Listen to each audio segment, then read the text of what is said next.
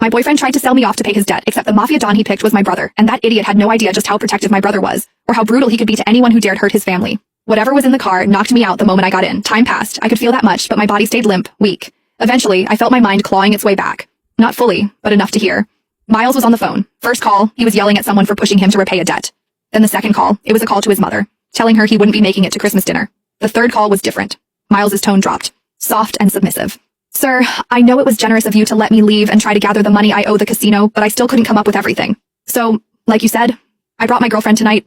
Maybe we can try that thing you mentioned, handing her over to your Don. He hesitated. I'm willing to do whatever it takes to clear my debt.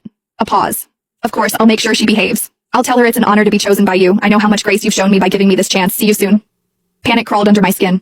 I tried to move, to sit up, but I didn't have the strength to lift even an inch. Soon, the car jolted to a stop and Miles leaned over, cupping my cheek. I forced my eyes shut tight. Eva, you looked so stunning tonight. I knew you wore that dress because I said I was taking you home to meet my family. He lowered his voice.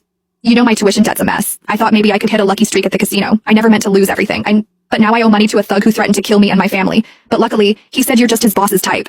I owe him 20 grand, Eva. I can't let him go after me and my mom. His voice dropped, almost guilty. Don't blame me, Eva. Blame yourself for being too damn pretty. Just one night. Mr. Snake said it's only for one night. Then I'll come get you. I swear. I'll take care of you for the rest of your life.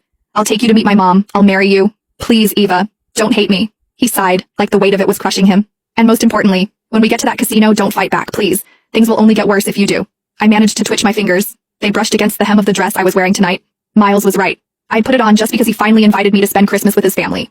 I remembered how I smiled, how hopeful I was, how foolish to think we were actually moving forward. Turns out he was just selling me off. 20,000, that's all I was worth. Miles could have asked me for help and I would have given it, but instead his pride decided betrayal was easier. My thoughts spun, scrambling for a plan. I remembered the bracelet on my wrist, the one with a hidden alarm. One press, and it would send an SOS to my brother, along with my location. The problem?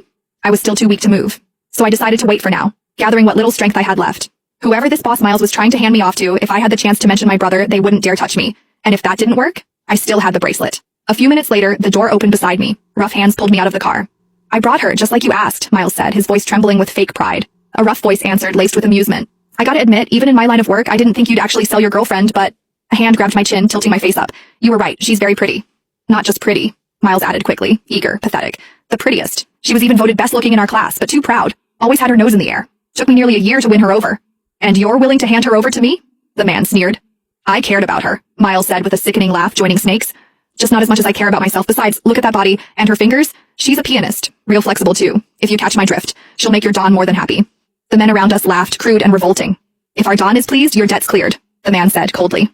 Thank you. Thank you so much, Mr.